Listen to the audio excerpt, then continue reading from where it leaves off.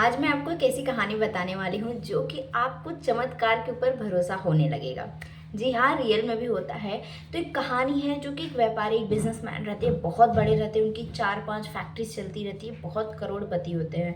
एक दिन क्या होता है, वो अपने घर पे जाते हैं और जाने के पास जाते रहते हैं तो आस-पास देखते हैं कि भजन हो रहा है, पूजा पाठ हो रहा है और उनको ये सब बिल्कुल पसंद नहीं था। तो उन्होंने क्या किया, उन सबको साइड में इग्नोर कर दिया और अपने रूम में जाके सब लेखा-देखा करना शुरू कर दिए, कैलकुलेशन करना शुरू कर दिए। फिर रात में सोने लगे, सोने के बाद उनको बेचैनी होने से शुरू हुई और सीने में दर्द होने लगा। तो उन्होंने बोला अपने नौकर को, एक काम करो, कॉफ़ी बना कर लाओ। फिर कॉफ़ी बनाकर लाया तो दर्द ज़्यादा बढ़ने लगा। फिर उन्होंने बोला कॉफ़ी साइड में रखो, एक काम करो, एम्बुलेंस को बुलाओ। फिर डॉक्टर, एम्बुलेंस, दुनिया के नंबर 1 डॉक्टर आए। फिर उन्होंने बोला, चेकअप करने के बाद पता चला ऐसा कुछ है ही नहीं। तो उन्होंने बोला ठीक है डॉक्टर, आप एक काम करो, आप ना दवा लिख दो जो मैं ले लूँगा।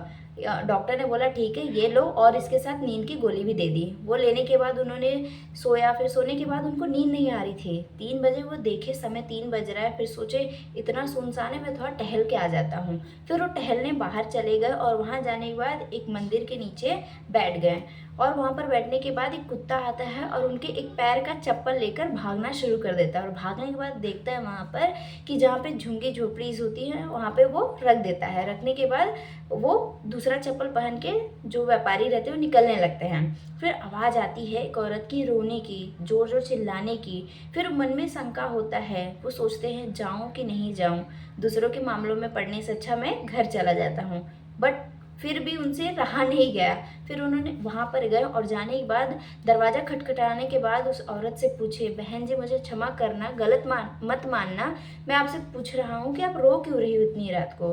तो वो बोल रही थी, क्यों ना रोऊं, मेरी बेटी देखिए ज़मीन पे पड़ी हुई है, बीमार है, मैं रो रही हूँ इसलिए क्योंकि वो बीमार है। तो उन्होंने बोला रोने से क्या, आपको पैसा मिल जाएगा, रोने से कुछ नहीं होगा, काम कीजिए और जहाँ पे आप काम करती हैं वहाँ से जाकर पैसा लेकर आइए, इनकी दवा कराइए। तो बोली मैंने सबसे माफ़ मांगी बट यहाँ पे किसी ने मेरी मदद नहीं की।